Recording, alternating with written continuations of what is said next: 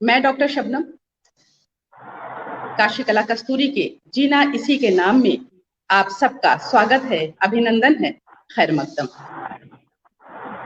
दर्द जिस दिल में हो मैं उसकी दवा बन जाऊं। दर्द जिस दिल में हो मैं उसकी दवा बन जाऊं। कोई बीमार अगर हो तो शिफा बन जाऊं। दुख में हिलते हुए लब की मैं दुआ बन जाऊं। हाय वो दिल जो तड़पता हुआ किसी घर से निकले। हाय वो दिल जो तड़पता हुआ घर से निकले। उफ वो आंसू जो किसी दीदाए तर से निकले। मैं उस आंसू को सुखाने को हवा बन जाऊं।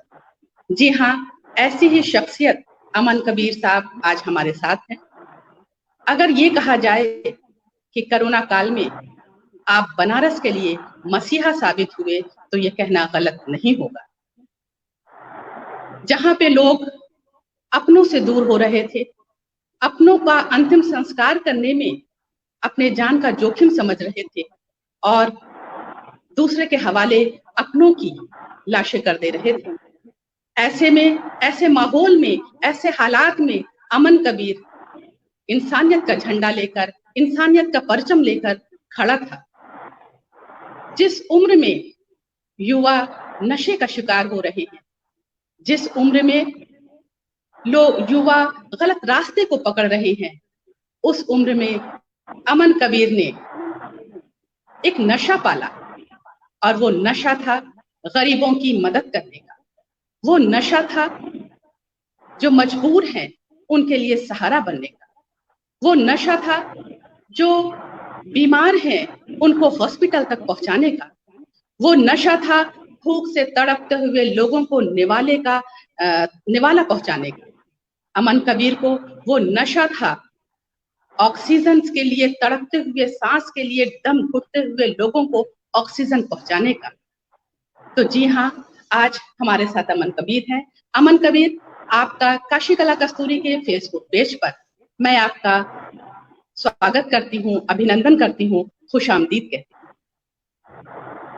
बहुत बहुत धन्यवाद आपका और काशी कला कस्तूरी पेज पर आपने मुझे बुलाया, सौभाग्य है हमारा। बहुत बहुत धन्यवाद, आभार। अमन, जिस वक्त कोरोना काल संक्रमण का दौर है और आज भी है, लेकिन बीच में बहुत ज्यादा था कि एक दूसरे से की परछाई से भी लोग दूर भाग रहे थे। अगर ये कहा जाए कि इस बंदे को कोरोना है, एक दूसरे से अच्छे से ही लोग दूर भाग रहे थे, फिर कोरोना जिसको है तो उसकी तो बात ही अलग। तो ऐसे हालात में आपका जो जज्बा है, मुझे कहते हुए मेरे रोए सिहर रहे हैं कि उस जज्बे के साथ आपने कोरोना के पेशेंट को भी उठाकर गाड़ी पे लाता है और अपनी एम्बुलेंस बाइक में, तब आपके पास शायद एम्बुलेंस बाइक थी, आप उस बाइक में बैठाकर लेके जाती हैं, हॉस्पिटल लेके जाती हैं, उसके लिए ऑक्सीजन का इंतजाम करती हैं। जितना वो कहीं तड़पता होगा वो मरीज, उससे कहीं ज्यादा आपको तड़प की कि किस तरह से हम उसकी मदद करें, किस तरह से उसकी सांसें सही हो जाएं। तो कैसे आपके में ये जज्बा था जबकि लोग दूर भाग रहे थे? किस तरह से आप कर पा रहे थे इस तरह उस वक्त कोरोना का? जब कोरोना काल शुरू हुआ तो मुझे पता नहीं था, लेकिन जब देश के प्रधानमंत्री जी ने कहा आज रात्रि से लॉकडाउन, और हर आदमी दहशत में आ गया कि कहीं संपूर्ण लॉकडाउन का मतलब, कोई लॉकडाउन नाम सुना नहीं था, हम भी नहीं सुने थे। तो हमें भी लगा कि अब घर में रहना होगा। तो मैं अपनी मम्मी से बोला कि देखो कुछ भी हो जाए हम घर में नहीं रहेंगे। लेकिन फिर मैं जुगाड़ लगाता रहा, कई लोगों को फोन करता रहा कि भैया मेरा पास बनवा दीजिए, पास बनवा दीजिए, लेकिन मेरा पास नहीं बन पा रहा था। तब हमने वहाँ के तत्कालीन पुलिस महानिरीक्षक आदरणीय विजय सिंह मरा सर जी से हमारी कुछ ही दिन का संपर्क था, बातचीत था। हमने एक निवेदन किया और मेरा पास बन गया। और तब से अभी तक, चाहे उस शुरुआती दौर में किसी बच्चे को दूध पाउडर का दूध पहुंचाना हो रात को 1 बजे 12 बजे, या किसी जरूरतमंद के लिए कोलकाता से फोन आता है कि भैया बनारस में एक व्यक्ति है, उसका दवा 3 महीने का दवा नहीं है, पैसा नहीं है, या किसी को खाना पहुंचाना हो, या किसी को ऑक्सीजन की जरूरत हो, या किसी को रात को 2 बजे फोन आए कि ये बॉडी, हमारी परिवार के पिताजी का बॉडी 2 दिन से वाराणसी में मर्चरी इलाज घर में बंद है, कोई छूने वाला नहीं, उनके भाई आगे नहीं आ रहे हैं। तो चाहे किसी भी प्रकार की मदद हो, या किसी को बेड नहीं मिल रहा है, किसी को ब्लड नहीं मिल रहा है, किसी मतलब जो भी मदद हो पा रहा है। किसी लड़की की शादी भी हो तो पैसा नहीं है, मतलब पैसा का मतलब जैसे कोई सामग्री देना हो, वो परिवार देने लायक नहीं। तो इस प्रकार की एक ऊर्जा, एक एक मतलब जैसे होता है ना कि कोई जैसे किसी के अंदर जैसे किसी दिन मुझे सेवा नहीं कर पाता, फ़ोन नहीं आता है तो मैं बेचैन हो जाता हूँ। तो उस दिन मुझे एनर्जी, ऊर्जा नहीं मिल पाती। तो जैसे अगर किसी को मलहम पट्टी करता हूँ या अस्पताल पहुँचा देता हूँ या एम्बुलेंस की सेवा दे देता हूँ या बाइक एम्बुलेंस से दवा पहुँचा देता हूँ, सेवा कर चाहे जो भी, तो एक ऊर्जा, एक हौसला बढ़ता है, हिम्मत बढ़ता है लोगों की मदद करने का, और जज़्बा है आता है कि मतलब एक अलग से ऊर्जा आ जाती है कि आज हमने कुछ किया। और जिस दिन नहीं कर पाता उस दिन निराशा हाथ लगती है, लेकिन निराशा समाज के बीच में नहीं दिखाई देता, वो अपने मन में अपने अपने अंदर ही रहती है।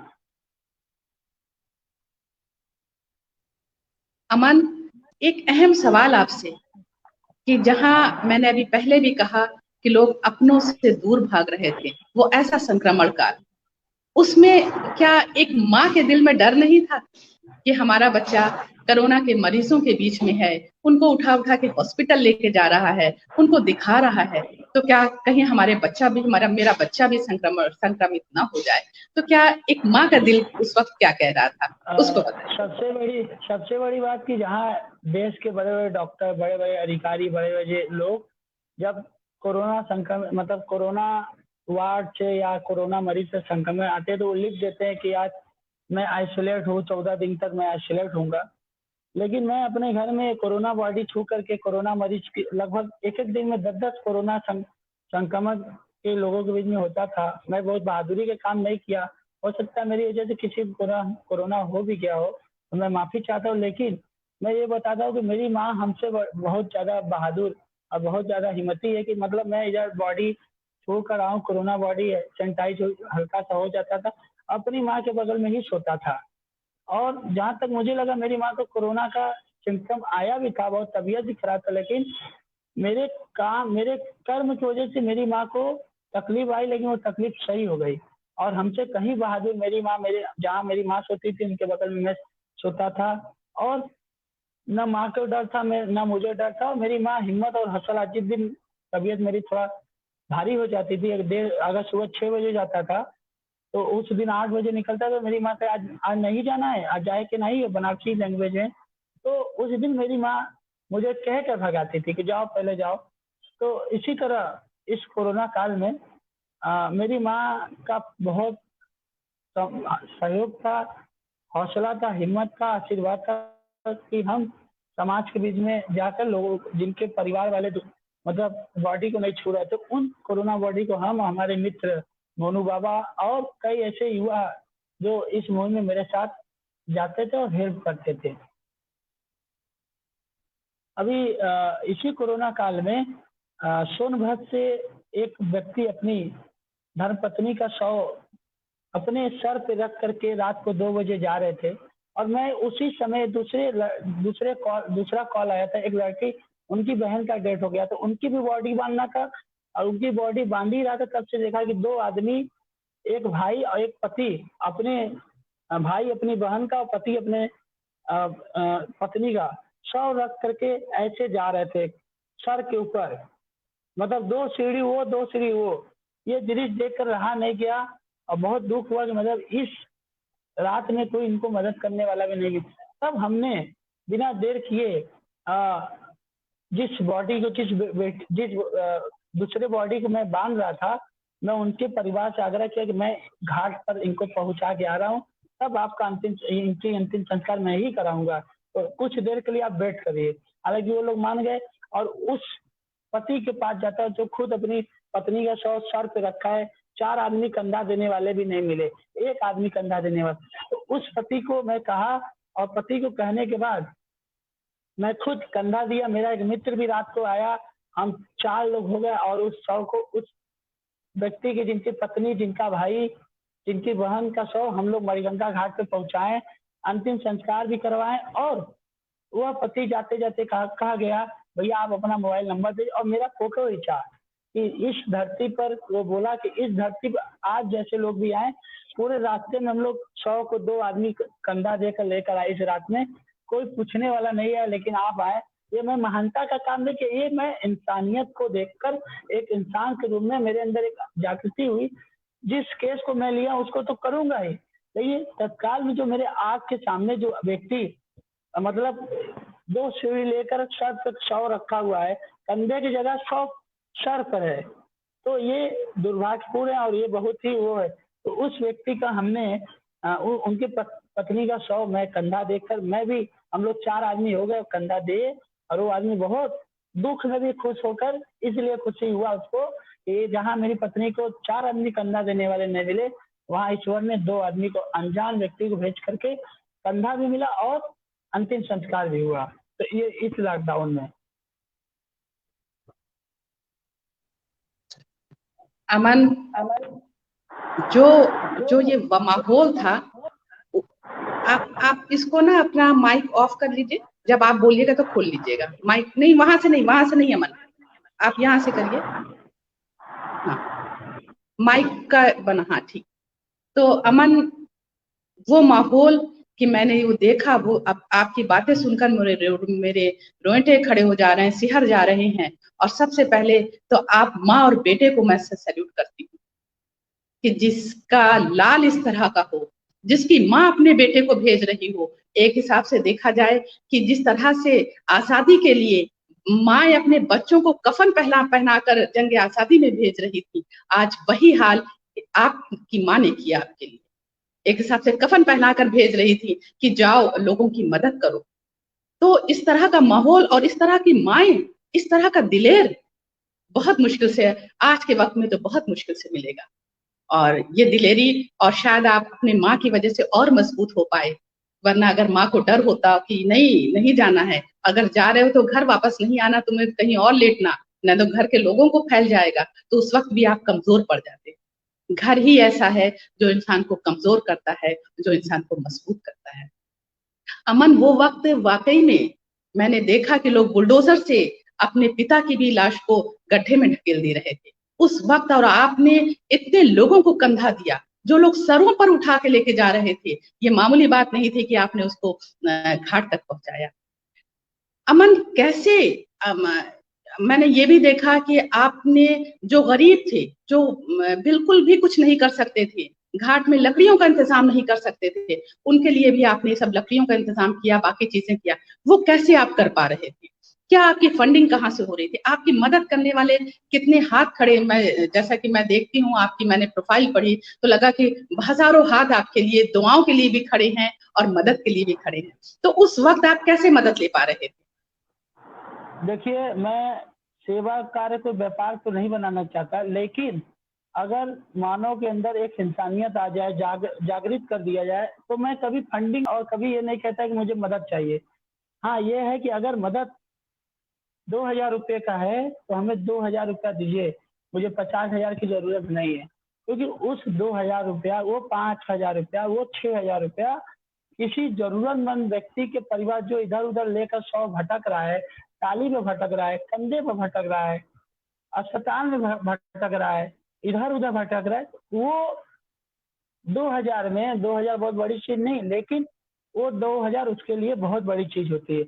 और जहाँ इस लॉकडाउन की बात है, इस लॉकडाउन में जब लोग 5000, 50,000, 20,000 लोगों को झूठ बोल बोलकर पैसे कमाने का उनको एक वो था, इसी लॉकडाउन में मैं देखता था कि बहुत से जो बड़े लोग, पैसे वाले लोग, जिनके परिवार में डेथ हो जाता था, तो 100 आते थे, ऐसे हमको हाथ जोड़ते थे और कहते थे ये 100 ले जाइए।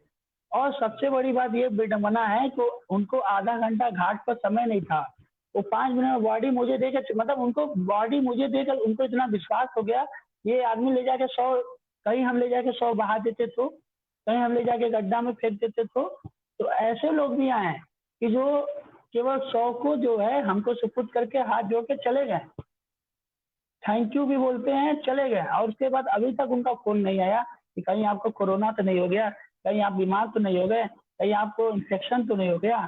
तो अब तक कई ऐसे बॉडी को हमने खुद दाग दिया है। कहा जाता है ना कि समाज में बहुत लोग कहते हैं कि दाग देना बहुत बड़ी बात है, तो अब तक 25-50 लोगों को हमने दाज दिया है, चाहे वो किसी भी धर्म का हो। दाज के साथ कब्रिस्तान में भी कुछ लोगों को हमने ले गया है, और हर धर्म के लोगों की सेवा करने का अवसर भी मुझे वो मिला है।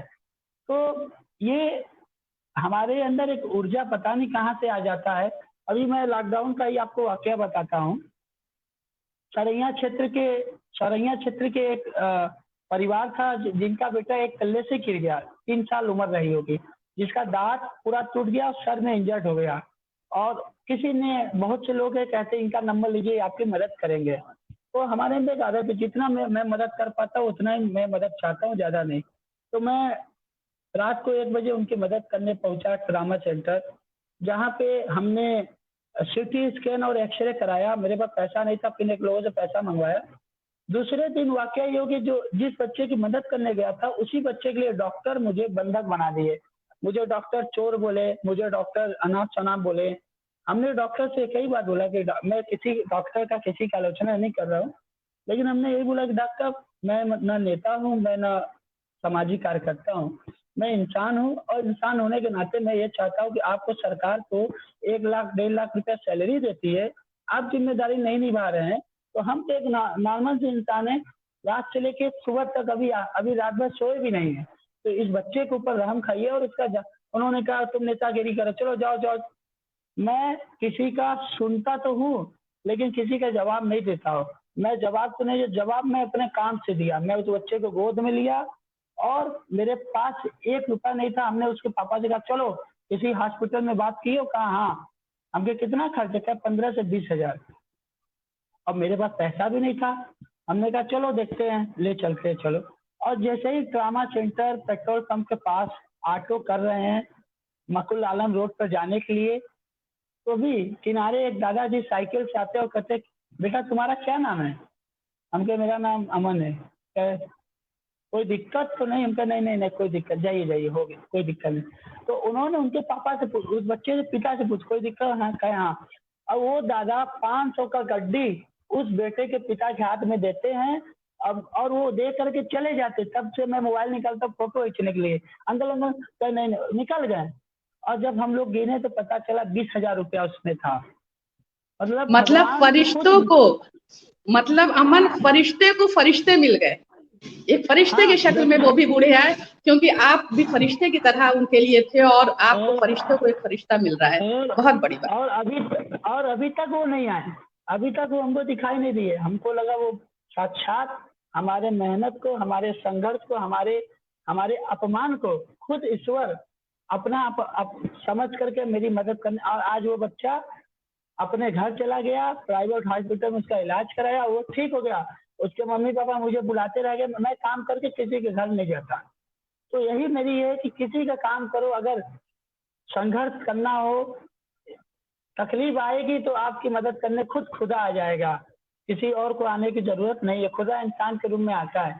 तो ऐसे कई, जैसे आज सुबह आपका नंबर नहीं मिल रहा था, तो आपके नंबर के माध्यम से मैं बहुत परेशान था कि कैसे होगा मेरी आप गुस्सा न जाएं, आप परेशान न हो जाएं। तो मैं बेचैन था कि मैं जवान दे दिया हूँ, हमको आना है। मैं पचकोसी से मछुदरी आने में मुझे 12 मिनट लगा, मैं कि मुझे देर न हो जाए। तो इसी तरह नीलम मिश्रा आंटी ने आपका नंबर दिया, आपसे बात हुआ और अभी लाइव पर आ गए हैं। तो मेरी मदद अगर सही जेन्युइन मदद करना होता है तो ईश्वर खुद कोई ना कोई माध्यम बन के चले जाते हैं, और वो मदद सही और अच्छे से हो जाती है। अभी अमन कबीर, अभी आपने नीलम आंटी का नाम लिया, और नीलम जी फौरन ही आपको आशीर्वाद भी दे रही हैं, वो लाइव आपको सुन भी रही हैं। और अमन, ये जज्बा जो है आप में, मदद सब करते हैं, लेकिन जान जोखिम में डालकर, ये जानते हुए भी कि ये संक्रमण काल है, दूरी बनाए रखना है। जैसा कि आपने खुद कहा कि जिनके पिता की लाश है, जिनके पिता की बॉडी है, वो खुद हमको सौंप कर, और उनको इतना भी नहीं होता था कि 10 मिनट घाट पे दे दें, दूर खड़े ही हो जाएं, वो उतना भी नहीं कर रहे थे। ऐसे हालात में आपने जो काम किया, तो वाकई में उसके लिए कोई शब्द नहीं है, कोई एक लफ्ज नहीं है जिसके लिए मैं कुछ कह सकूं। और अमन, इस तरफ आपका, अच्छा, मैं अपने नाज़रीन को, अपने श्रोताओं को ये बताना चाहती हूँ कि अमन की उम्र इस वक्त महज 26 साल है। आप बीए सेकेंड ईयर में हैं। हमें लगता है कि आपका ज्यादा से ज्यादा वक्त इन्हीं सामाजिक कार्यों में लगा। और अमन, किस तरह से, क्या बचपन की कौन ऐसी घटना होगी या किस तरह से आप इसके तरफ, समाज सेवा की तरफ, और वो समाज सेवा जो हमेशा आप जान हथेली पर लेकर आपने किया, वो कैसे इस तरफ आपका ध्यान गया? बचपन से मैं बहुत शरारती था और डांस वांस करने में बहुत शौकीन था। और कहीं भी चुनावी रैली हो या कोई बड़े सेलिब्रिटी का निधन हो जाए या कोई बड़े बड़े लोगों का कुछ हो जाए या कोई रैली वो हो, तो मैं घर से भाग जाता था। और जब आता था तो मेरे अलग अलग मेरा इलाज होता था घर पे। कभी ठंड में कपड़े उतार के बाहर कर दिया जाता था, कभी गर्मी धूप में कपड़े उतार के सुखा दिया जाता था, कभी पैर में सिक्कर जंजीर बांध दिए जाते थे। और विभिन्न विभिन्न प्रकार की दवाइयाँ हमको मिलती थी। लेकिन आज वही दवाइयाँ मुझे काम कर गई और लोगों की मदद हो रही है। तो ये दवाई डॉक्टर मेरे पापा थे और दवाइयाँ ये जो हमको दंड दंड का मतलब दवाइयाँ, और जो अभी वो दवाइयाँ जो खाए हुए थे उस समय, वो दवाइयाँ अभी काम कर गई। तो वो अभी दिखाई दे रहे असर, दवाई का असर।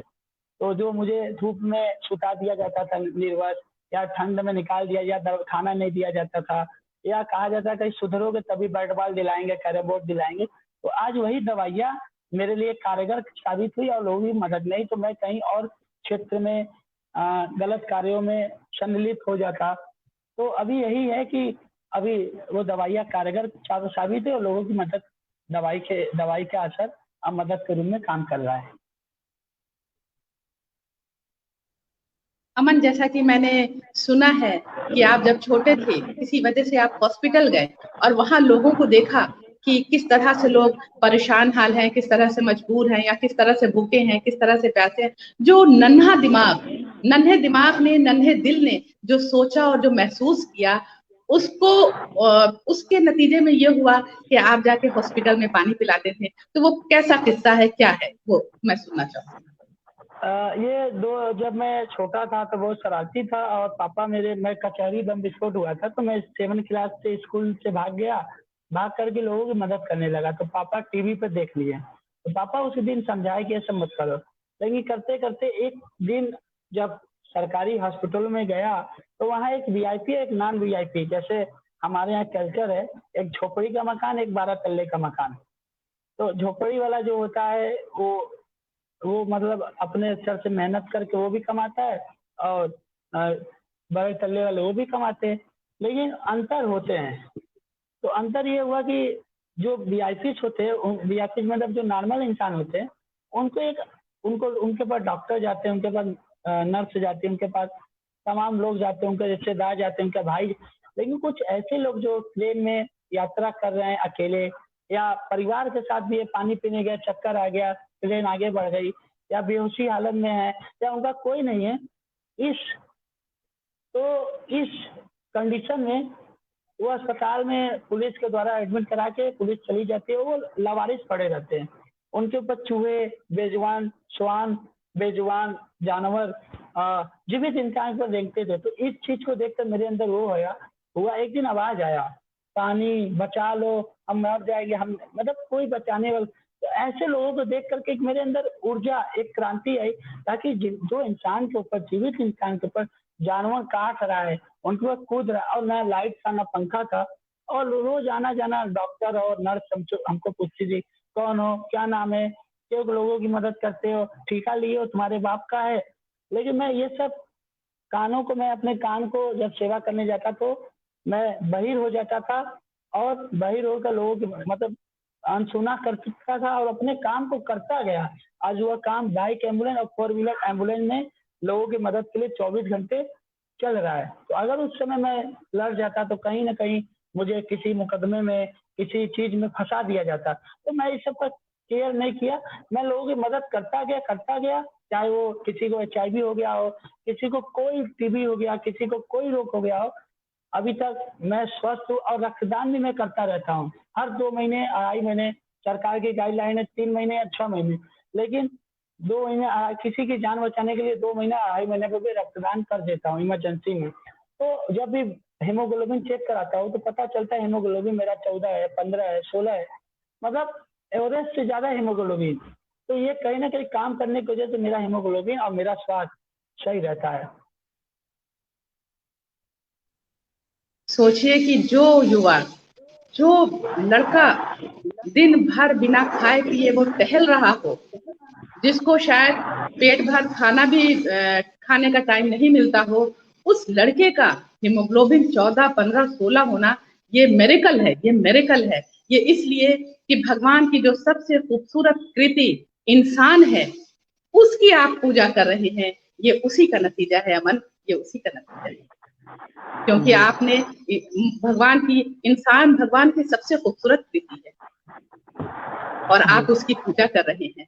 तो इस तरह से चीजें। अच्छा अमन, आपका सुबह से रूटीन जिस हिसाब से मैं देखती हूँ कि आपके फोन, आपको उससे कांटेक्ट करने में मैं सिर्फ 1 मिनट बात होती थी, फिर आपके फोन आ जाते थे, फिर 2 मिनट बात होती थी, फिर उसके बाद 2-4 घंटे तक बात ही नहीं होती थी, फिर मैं कुछ कहना चाहती थी, फिर फोन आ जाते थे। तो यानी आपको फाइनली बस मैंने ये कहा कि आपको संडे के दिन लाइव होना है, इतना बस मैं कह पाई, और कुछ आपको बता भी नहीं पाई, क्योंकि आपके हर मिनट आपके फोन आ जाते हैं। आज भी मैंने कहा कि आप किसी दूसरे अपने दोस्त के मोबाइल से आप लाइव होइएगा, वरना बहुत मुश्किल हो जाएगा, बार बार फोन आएगा तो आप डिस्कनेक्ट हो जाइएगा। तो इस तरह से अमन, कैसे आपका सुबह से शाम तक का, रात तक का रूटीन क्या होता है? आपको सोने का वक्त मिलता है भी है कि नहीं मिलता है? सुबह कितने बजे आपके रूटीन या आपके फोन बजना शुरू हो जाते हैं? किस तरह से आप क्या करती हैं? क्या आपका रूटीन वर्क होता है? मैं तो घर पे बहुत, आज ही सुबह निकला घर पे, मम्मी खाना बनाई, 10-12 बार फोन की कि खाना बन गया, आओ खा लो। ऐसा वर्क है कि खाना तक नहीं खा पाते, पानी पी कर आ जाता हूँ, नींबू पानी पी कर आ जाता हूँ। कोई खाना खिला दिया तो खा लिया, कहीं समोसा, मतलब जो मिल जाता है वो खा लेते हैं। कोई मेरा वो नहीं कि मतलब, और मेरी रूटीन ऐसी है कि मतलब सुबह 6 बजे निकला तो रात को भोर में 4 बजे, दिन में रात में 1 बजे, 2 बजे आए, मतलब जो मिल गया खा लिए। अगर कोई खिला दिया तो खा ली, नहीं तो ऐसे ही कहीं ना, किसी को ब्लड दिलाने के लिए, किसी को घाट पे लकड़ी लगवाने के लिए, किसी को अस्पताल पहुंचाने के लिए, किसी की अभी शादी में, अभी एक लड़की की शादी, उसमें पता चला कि उस लड़की के घर वालों के पास इतना भी पैसा नहीं कि वो अपनी बेटी की शादी में पायल दे पाए, नाक में का सोने का दे पाए, पलंग दे पाए। तो हमने कहा और पायल पलंग और रिफाइन और चीनी, ये मैं अपनी तरफ से अपने एकता मुहिम के तहत लोगों की इनकी मदद होगी। ये मेरी इस मुहिम में मम्मी का भी, मेरी मम्मी ही मुझे सूचना देती रहती है। और मेरी मम्मी भी बहुत बड़ी सोशल, हम तो कम सोशल है, हमसे कहीं ज्यादा। मेरे घर में सुबह ही 2-3 गाय अपने आप घुस जाती, पूरे पूरे किचन में घुस जाती हैं। जब तक उनको रोटी और गुड़ मम्मी नहीं खिलाती, तब तक वो दिन दहाड़े जैसे लगता है उनका घर ही है, घुस जाती हैं। और बेजुबान श्वान जो कुत्ते होते हैं, वो भी, उनके लिए मम्मी अलग से, छत गौरैया के लिए अलग से, मतलब मम्मी, सुबह मम्मी का रूटीन है कि अपने पहले ख्याल न करना, मेरा ख्याल करना, और जो जो बेजुबान लोग हैं उनकी ख्याल करना। तो ये मेरी रूटीन इसी तरह सुबह निकलता हूँ, किसी अस्पताल में, किसी कहीं कहीं, ये किसी को तो कहीं खाना मिलता है तो खाते, नहीं तो ऐसे ही। अभी सुबह से लेके अभी तक खाना नहीं खाए, दाना खा के रहे हैं, पानी और नींबू पानी पी कर रहे हैं। तो ये है रूटीन। अमन, मैं पहले ही समझ गई थी कि आपका जो आपने कहा कि ये ब्लड हमारा 14, 15, 16 होता है, जबकि हर दूसरे महीने पे भी आप दे सकते हैं, 2.5 महीने पे भी दे देते हैं ये उसे। और मुझे ये भी अंदाज था कि आपको पेट भर खाना भी नहीं मिल पाता होगा, आपके पास वक्त ही नहीं होता होगा कि आप खाना ही खा पाए। तो ऐसे में इतना ब्लड वाकई में मिरेकल है, ये चमत्कार है भगवान का जैसे कहें कि आशीष है आप पर, एक हाथ है भगवान का आप पर, इस तरह से। और आप हमेशा इसके साथ आप लगे रहिए। और मैं अपने नाज़रीन को बताना चाहूंगी कि अमन कबीर ने लोगों की मदद के लिए 1 रुपया का मदद की मुहिम चलाई है कि 1 रुपया जो है मेरे, आप क्या है उसमें आप डाल दीजिए आपके अकाउंट में, तो जो भी पैसा होता है उसी से ये मदद कर पाते हैं। जी, छोटे पैसे से बड़ा काम, ये मेरा सोच है। मतलब ये भी हर काम मेरा अचानक होता है, मतलब कोई व्यवस्थित कार्य नहीं कर पाता। जैसे ऐसे ही एक वीडियो आया, हमने सोशल मीडिया पर डाल दिया, 1 रुपया मुहिम में मदद करें। और आज 1 रुपये मुहिम से किसी रक्तदान में बहुत होता है, सरकारी हॉस्पिटल में रक्तदान के समय कुछ चार्ज लगते, 2,000, कई बार ऐसे हुए कि लोग चार्ज की वजह से ब्लड तो मिल जाता है, चार्ज नहीं दे पाते, तो चार्ज किसी का अंतिम संस्कार कराना है, 100-150 बॉडियां का अब तक पूरे अंतिम संस्कार भी हो चुके हैं। ये 1 रुपये मुहिम का देना है, किसी लड़की को शादी में कुछ देना है तो यही 1 रुपया मुहिम, किसी को टिकट कटवाना है, प्रवासी मजदूर हैं तो उनका टिकट कटवा के लगभग 50 लोगों को भेजा गया। तो 1 रुपया मुहिम के माध्यम से बड़े काम करना है, 1 रुपये को माध्यम से 5,000 10,000 का काम करना है, सही और जरूरतमंद, न कि व्यापारीकरण करके कल का बड़े उद्योगपति की तरह नाम हो समाज सेवा करें और उद्योगपति बन जाए भविष्य में, 10-12 गाड़ियों से 1 रुपया मुहिम के तहत जुटा लें और ये लोग कहेंगे देखो ये समाज सेवा के नाम पर ये अपना सेवा करता रहा। तो हमें ये नहीं करना है, हमें अपना काम करना है और सही और जरूरतमंद और जेन्युइन पैसों में, यही मेरा एक सोच है।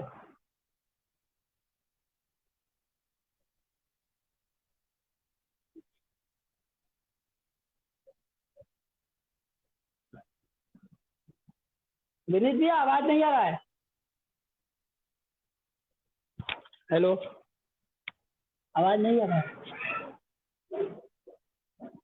यहाँ जैसे नहीं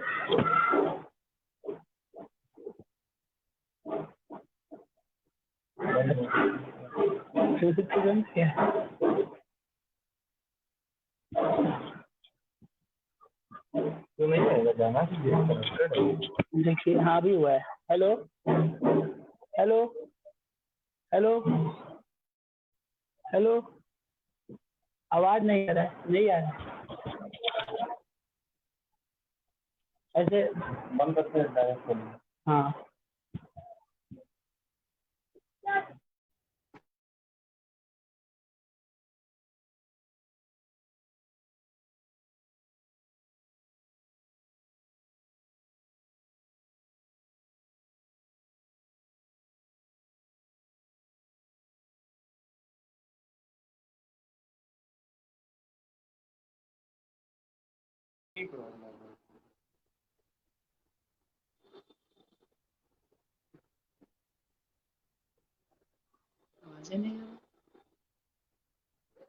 इनको आप इशारे से बताइए कि इनका आपकी आवाज नहीं आ रही है।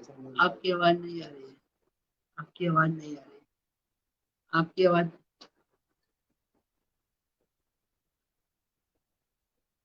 नहीं आ रही, निकाल दें, नहीं तब भी नहीं आ रही, ब्लूटूथ हटा दें, ब्लूटूथ हटा दिए हैं, अगर अब आनी होती तो स्पीकर पे आती नहीं आ रही आवाज, उनका कहीं म्यूट हो गया है। आपका म्यूट हो गया, आपका। अच्छा अब आवाज आ रही है?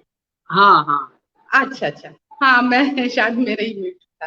ठीक है, मैं ये कह रही थी अमन कि देखिए बॉम्बे से मुंबई से विविध भारती के एक्स डायरेक्टर, आपने अभी देखा होगा उस पे कि महेंद्र मोदी जी ने भी ये लिखा कि आप मुझे अपना नंबर दीजिए, है ना, तो ताकि वो भी जो भी, और आपने सही कहा कि हम छोटे छोटे कदम बढ़ाएंगे उससे हम बड़े मुहिम तक पहुंच सकते हैं, अपनी जो आपने सोचा है वो आप कर सकते हैं जी। अमन, अब देखिए आपका वक्त भी हो रहा है, आपको अभी थोड़ी देर के बाद एनडीटीवी पे भी आपको लाइव होना है, तो जी मैं हाँ, काशी कला कस्तूरी आपके साथ है अमन, और आपको जब भी जरूरत पड़े अमन, जब भी सॉरी, हाँ कोई बात नहीं अमन, जब भी आपको जरूरत पड़े काशी कला कस्तूरी आपके साथ है, और काशी कला कस्तूरी की पूरी एग्जीक्यूटिव टीम है ना, जो बीएचयू और के कुछ प्रोफेसर। आपके माध्यम से ये बताना चाहता हूँ कि किसी को भी एम्बुलेंस सेवा अभी कुछ ही दिनों में शुरू हो जाएगी, और 100 वाहिनी भी, और किसी भी प्रकार की जो जितना मेरा सामर्थ्य रहेगा, मेरे हेल्पलाइन नंबर 8687553080 पर कॉल करके मुझे, आपके जो दर्शक लोग जो हमारे कामों को प्रोत्साहित करना चाहते हैं, या हमारा काम नहीं, वो सभी काशी की जनता का वर्क है, और जो लोग करना चाहते हैं उन लोग हमारे मुहिम में जुड़ सकते हैं। और मेरा जी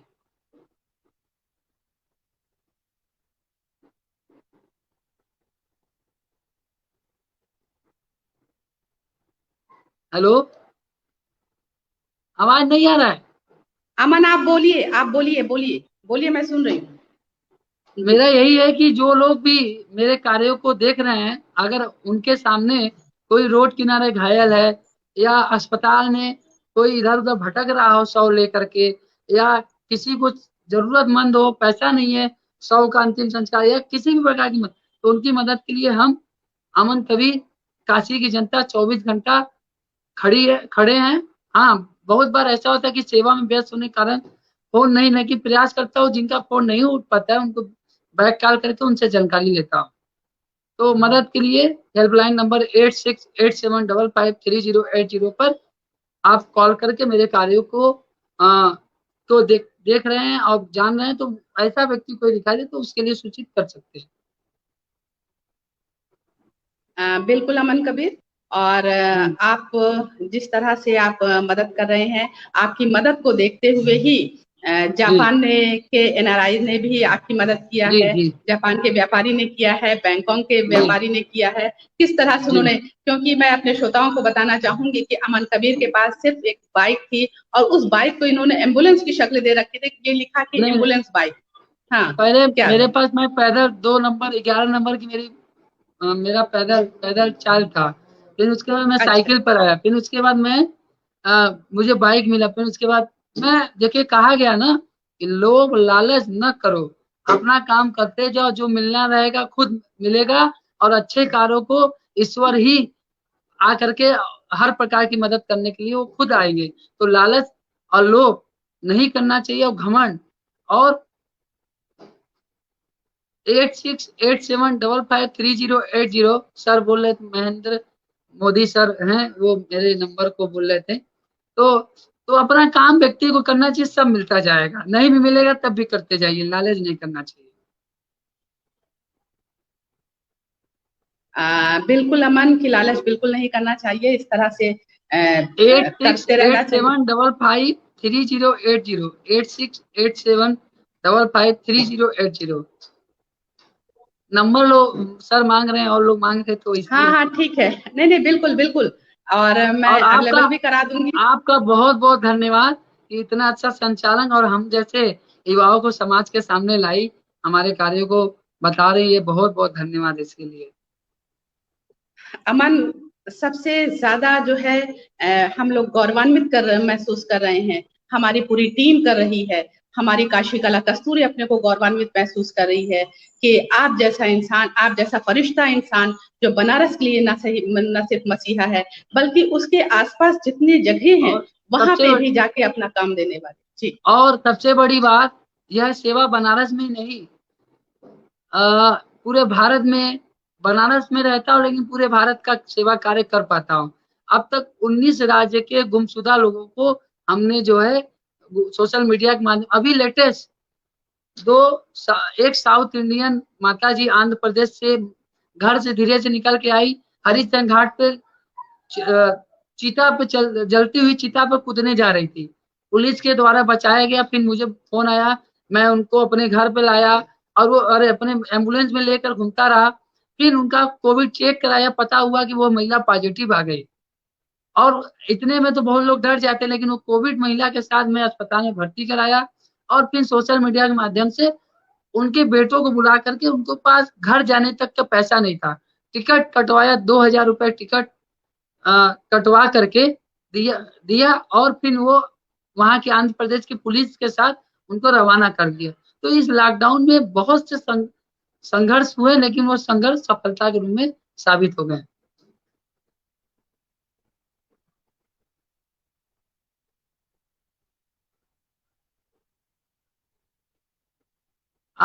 म्यूट हो गया आपका। बिल्कुल, जी जी जी, बिल्कुल बिल्कुल। तो जो हम लोगों ने जो बातचीत की, पूरे काशी कला कस्तूरी के जो पूरे एग्जीक्यूटिव मेंबर्स हैं, है ना, तो उसमें जो है महेंद्र मोदी जी और प्रोफेसर चंद्रकला त्रिपाठी जी जो काशी कला कस्तूरी के संरक्षक हैं, और बनारस की बहुत ही मशहूर गायिका हैं सुचरिता गुप्ता जी, है ना, उसके अलावा डॉक्टर एन.के. शाही सर जो सीएचएस के पूर्व प्रधानाचार्य हैं, वो इसी तरह से हमारी जो पूरी टीम है, उन लोगों ने ये फैसला किया कि अमन कबीर को, एक तो आप ऑनरेरी मेंबर हैं हमारे काशी कला कस्तूरी के आज से, और दूसरा ये है कि आपको हम लोग ऐसे लोगों को बहुत दिनों से सर्च कर रहे थे कि हम लोग कस्तूरी रत्न अवार्ड के लिए, कस्तूरी रत्न सम्मान के लिए, तो हमारा जो फाउंडेशन डे होगा आज, हमारे ये जो काशी कला की पूरी टीम ने, जो हम लोगों ने जो बात किया, उसमें महेंद्र मोदी सर अगर सुन रहे हो, क्योंकि आपका नंबर नहीं लग पाया था दोपहर में तो मैं आपसे बात नहीं कर पाई थी, बाकी लोगों का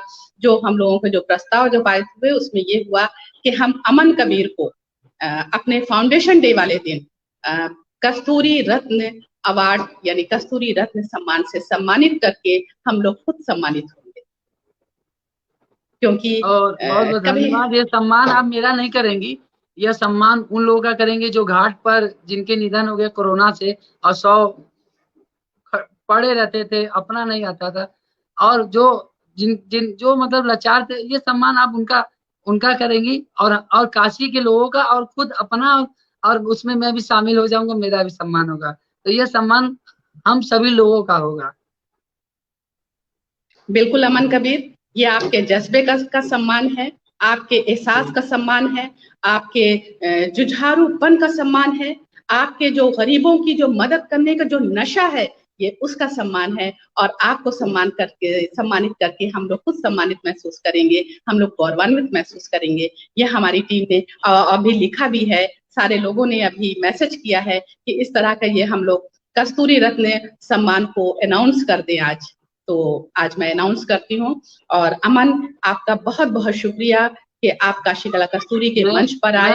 मैं सौभाग्यशाली हूँ कि देश की जानी मानी गायिका आदरणीय सुचिता गुप्ता आंटी जी का, मैं उनके कई बार नागिन नाट्य मंडली में थिएटर भी करता था पहले, तो नागिन नाट्य मंडली में जब भी कोई, हालांकि हम लोग एक मध्यम वर्गीय परिवार से, तो हम लोग के अंदर संस्कार तो थे, लेकिन बोलने का नहीं था, मतलब एक देसी जैसे आदमी इंसान होता है उस प्रकार। तो हम लोग कोई भी सेमिनार या कोई संगीत होता था तो मैं जाता था, तो एक आध 2 बार मुझे सौभाग्य हुआ आदरणीय सुचिता गुप्ता आंटी जी का सुनने का, और मैं सुना भी हूँ और मुझे बहुत अच्छा लगा है। तो आपके माध्यम से आज मैं मिल पाया, हालांकि वो लाइव में अगर देख रही होंगी तो उनका भी बहुत बहुत धन्यवाद। और हमें मार्गदर्शन और आशीर्वाद सभी लोग, महेंद्र मोदी अंकल जो हैं उनका, नीलम आंटी, ये तमाम जो लोग हैं जिन लोगों का नाम नहीं भी जान पा रहा हूँ, उन सभी लोगों को धन्यवाद।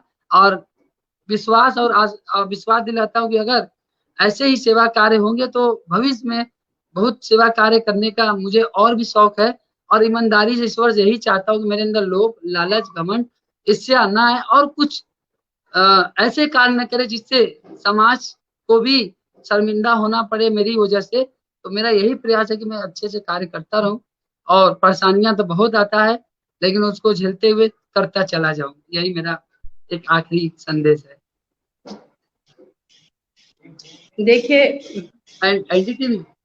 एनडीटीवी से कॉल्स आ रहे हैं बार बार। बिल्कुल अमन, हम अब आपको यहाँ से आपको छोड़ते हैं, क्योंकि एनडीटीवी पे अभी आपको लाइव होना है, आप बिल्कुल लाइव होइए। और मैं माफी चाह रहा हूँ, अगर मैं माफी चाह रहा हूँ, मैं माफी चाह रहा हूँ सभी लोगों से, माफ करिएगा, और पुनः कभी किसी दिन लाइव इसी तरह आया जाए। और बिल्कुल अमन, देखिए वो सुचरिता गुप्ता जी भी आपको आशीर्वाद भी दे रही हैं, और ये इसकी काशी कला कस्तूरी की उपाध्यक्ष भी हैं, और अच्छा हुआ। हाँ बिल्कुल, मैं बहुत सौभाग्यशाली हूँ कि आज, अभी तक तो दूर से देखता था, अभी भी दूर से देख रहा हूँ, और अब मिलने का सौभाग्य जल्द होगा, मुझे बहुत खुशी होगी। बहुत बहुत धन्यवाद। बिल्कुल अमन, अब आप जी ठीक है अमन, अब आप जा सकते हैं, इसको लीव भी कर सकते हैं। और मैं अपने दर्शकों से, अपने नाज़रीन से कहना चाहती हूँ कि देखिए किस तरह से अमन ने इतनी हिम्मत दिखाई, अपने जान की परवाह किए बिना अपने जान को जोखिम में डाला, सिर्फ किस लिए? इंसानियत के लिए डाला। जिस वक्त इंसानियत शर्मिंदा हो रही थी, जिस वक्त इंसानियत जख्मी हो रही थी, उस वक्त इंसानियत का परचम लेकर हर जगह अमन कबीर नजर आए। और अगर इसी तरह से अमन कबीर जैसे इंसान जगह जगह पर इंसानियत का परचम लेकर खड़े रहे, तो यकीनन वो दिन दूर नहीं कि जहां हर जगह आपस में मोहब्बत होगी, हम एक दूसरे के दर्द दुख सुख में शामिल होंगे, पहुंचेंगे, उनके घर पहुंचेंगे, उनको सांत्वना देंगे, उनको समझेंगे, और फिर हर तरफ एक खुशियां होंगी, क्योंकि जो मोहब्बत होती है, जो मदद होती है, वो समाज में एक पॉजिटिव वाइब्रेशन छोड़ता है अपना, जिससे सब लाभान्वित होते हैं। तो इसी के साथ मैं अपनी बातों को खत्म करती हूँ, और अमन कबीर को चूंकि अभी लाइव होना है एनडीटीवी पर, फोन आ रहे हैं, तो अब मैं अपनी बातों को खत्म करते हुए अपने दर्शकों से, अपने श्रोताओं से, अपने नाज़रीन से विदा लेती हूँ अगले कार्यक्रम तक के लिए। इसी के साथ सबको मेरा आदाब और नमस्कार।